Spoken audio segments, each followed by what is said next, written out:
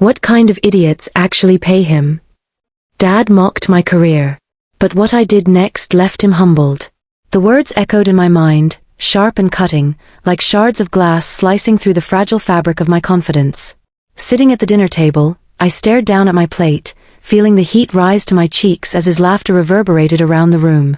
The clinking of silverware paused momentarily, but no one dared interrupt him, not Mom, who quietly sipped her tea with an unreadable expression, nor my younger brother, who shifted uncomfortably in his seat.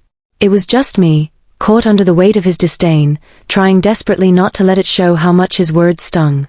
You seriously think people are lining up to throw money at that thing you call a career? He continued, leaning back in his chair with a smirk that made my stomach churn.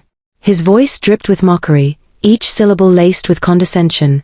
What kind of idiots actually pay someone for this?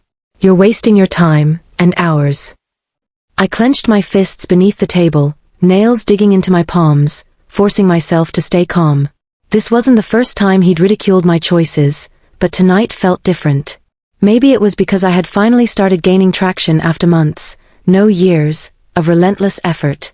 Or maybe it was because deep down, somewhere buried beneath layers of self-doubt, I knew he was wrong. Still, hearing him say it out loud, seeing the dismissive flicker in his eyes, made me question everything all over again. My career, as he so mockingly referred to it, was far from conventional. For the past 3 years, I'd been building a platform centered on storytelling, writing heartfelt narratives about ordinary people doing extraordinary things. At first, it began as a passion project, something I did late at night when the rest of the world seemed asleep. I poured my soul into every piece, crafting stories that resonated deeply with readers, inspiring them to see beauty in their own lives. Slowly but surely, those stories found an audience. Strangers reached out, sharing how my words had touched them during difficult times or motivated them to chase their dreams. And then came the collaborations, brands wanting to partner with me, offering sponsorships and opportunities one never thought possible. I wasn't earning millions, but I was making enough to sustain myself while doing what I loved. But none of that mattered to him. To him, success was measured by titles and salaries, by corner offices and expensive suits. Anything outside of that rigid framework was frivolous, unworthy of respect. He couldn't, or wouldn't, understand that there was value beyond numbers, meaning beyond material wealth. As silence settled over the table once more, I pushed my plate away, appetite gone. There will be no more transfers, he said suddenly, his tone colder now, devoid of humor. My heart sank. Those words hit harder than any insult could have. Transfers. The monthly allowance he sent me since I moved out, begrudgingly supporting what he called my phase. It wasn't much, but it helped cover rent and bills while I focused on growing my work. Now, even that lifeline was being severed. Fine, I replied evenly, though inside, panic bubbled beneath the surface. Standing up, I grabbed my bag and headed for the door without another word. Behind me, I heard my mother's soft sigh, my brother's hesitant shuffle, and my father's smug chuckle. None followed me.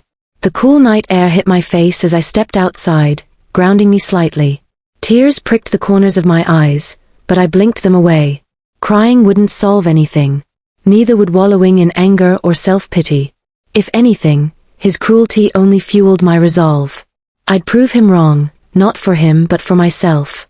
I needed to remind him, and perhaps even remind myself, that my path, unconventional as it may be, held purpose and worth. Over the next few days, I threw myself into my work with renewed determination. Every email, every pitch, every draft became a battle cry against the doubt he planted in my mind. I reached out to collaborators, brainstormed new ideas, and doubled down on social media engagement. My inbox filled with messages from supporters thanking me for my content, encouraging me to keep going. Their words were like salves on raw wounds, healing the cracks his ridicule had created.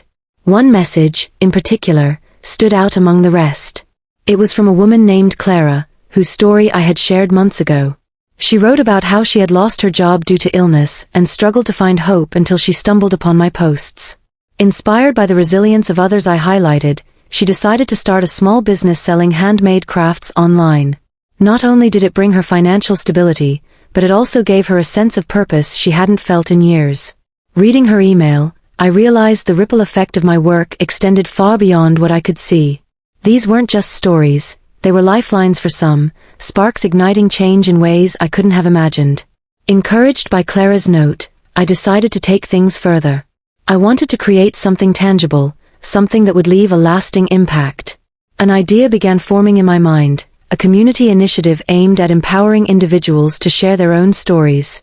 A platform where voices often overlooked could shine, where everyday heroes could inspire others simply by speaking their truth.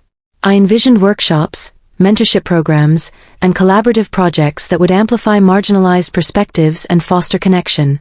Excited yet overwhelmed, I spent hours sketching out plans, drafting proposals, and researching funding options. It was ambitious, yes, but I believed wholeheartedly in its potential. More importantly, I believed in myself. For the first time in a long while, I felt unstoppable. When I pitched the concept to a few trusted contacts, the response was overwhelmingly positive.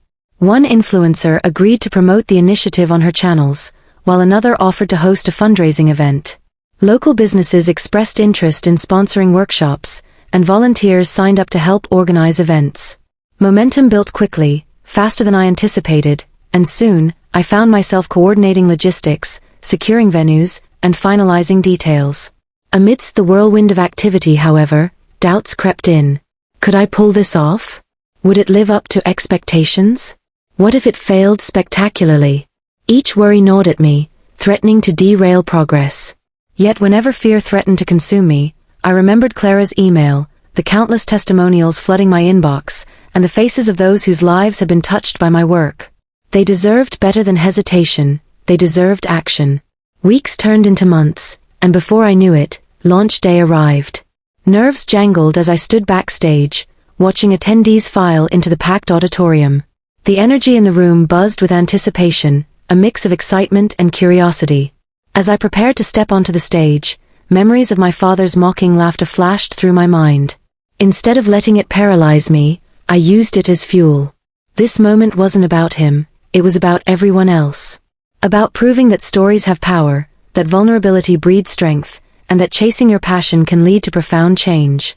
Taking a deep breath, I walked onto the stage, greeted by applause that washed over me like waves. A spotlight illuminated the podium, casting shadows across the eager faces below. Gripping the microphone tightly, I smiled, feeling both terrified and exhilarated. "Thank you all for being here today," I began, my voice steady despite the storm raging within. "This journey hasn't been easy. There have been moments when I questioned whether I belonged here, whether anyone cared about the stories I wanted to tell. But then I met incredible people like Clara." As I spoke, weaving together anecdotes of struggle and triumph, I saw nods of understanding, tears glistening in some eyes, and smiles spreading across others. By the end of my speech, the room erupted in cheers, a standing ovation that left me humbled and grateful. Backstage afterward, congratulatory hugs and handshakes awaited me. People praised the initiative, expressing gratitude for providing a space where authentic voices could thrive. Reporters lined up for interviews, eager to learn more about the woman behind the movement. Social media exploded with hashtags and shares, amplifying the message far beyond what I imagined. Yet amid the celebration, a single thought lingered in the back of my mind: what would my father think if he saw this? Would he still scoff, dismissing it as foolishness? Or might he, just maybe, begin to understand? That question haunted me as I navigated the aftermath of the launch.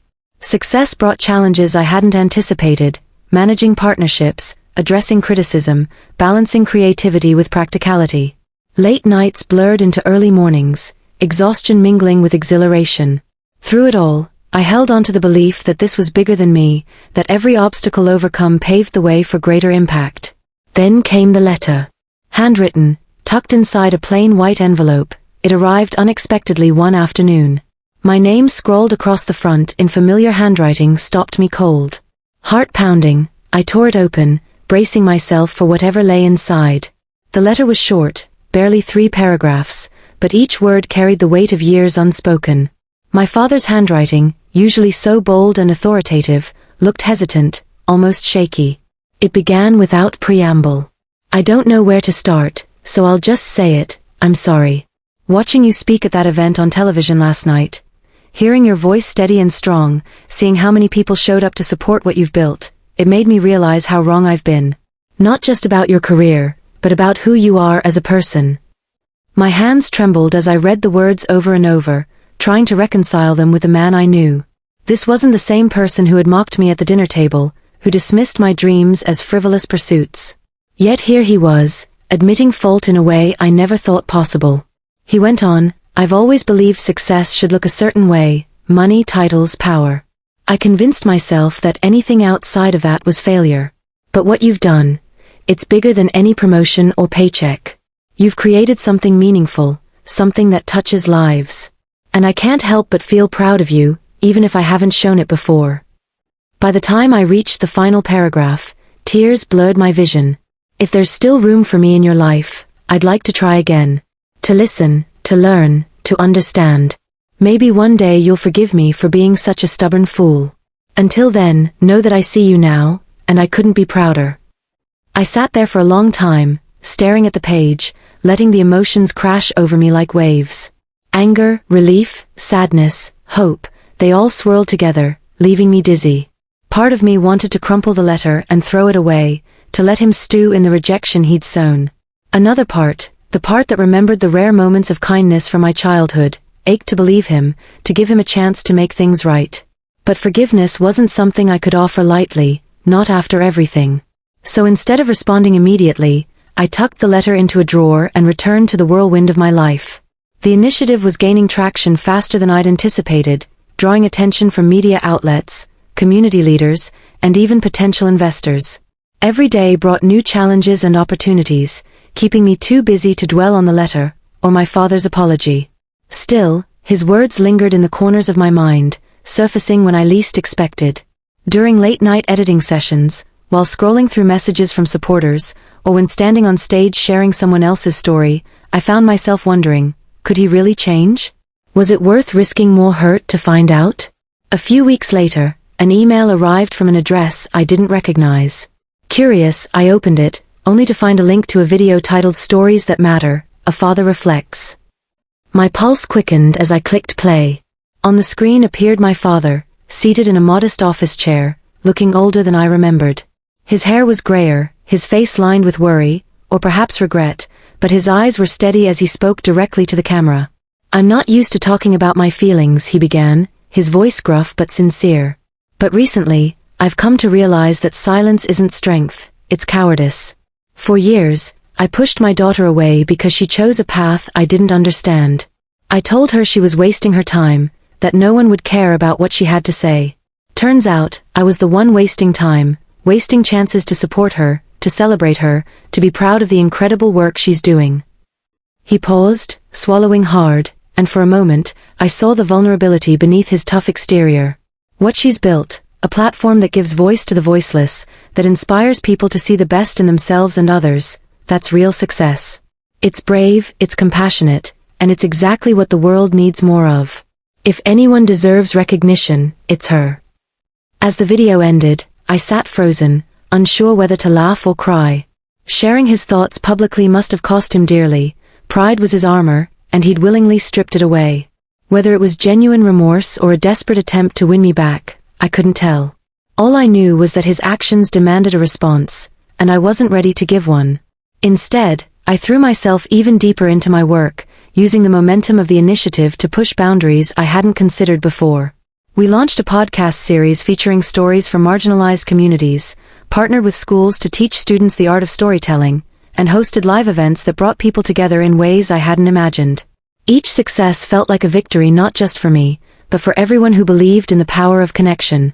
Yet despite the progress, the ache of unresolved tension remained.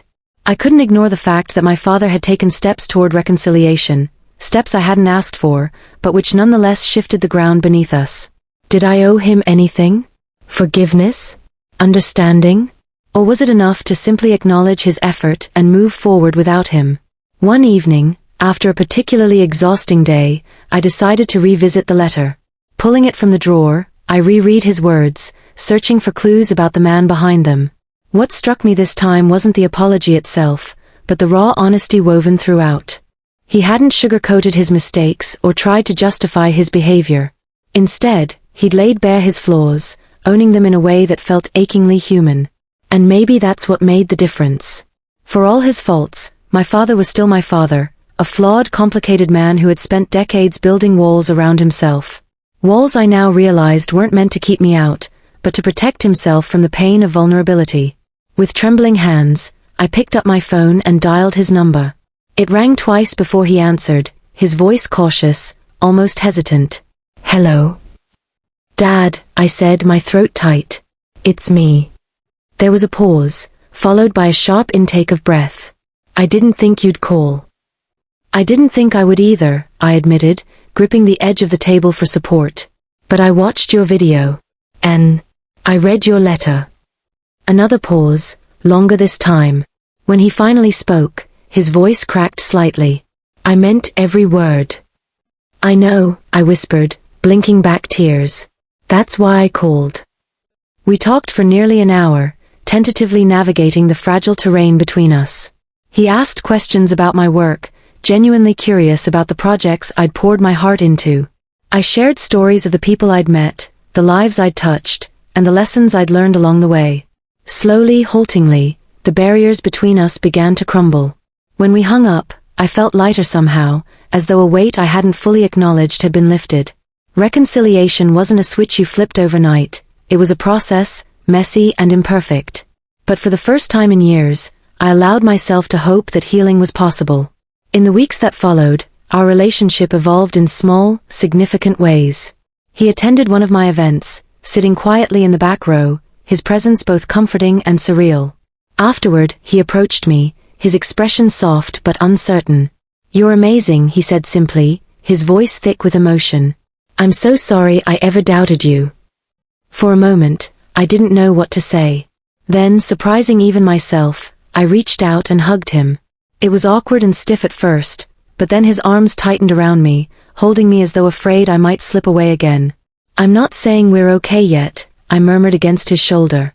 "But we're getting there." "We're getting there," he agreed, pulling back to look at me. There were tears in his eyes, mirroring my own. "Thank you for giving me another chance." As I watched him walk away, I realized something profound. Forgiveness wasn't about erasing the past, but about choosing to move forward despite it. It wasn't easy, and it certainly wasn't perfect, but it was worth it. Because sometimes, the most powerful stories aren't the ones we tell others. They're the ones we write for ourselves, chapter by painful chapter, until we arrive at a place where healing becomes possible.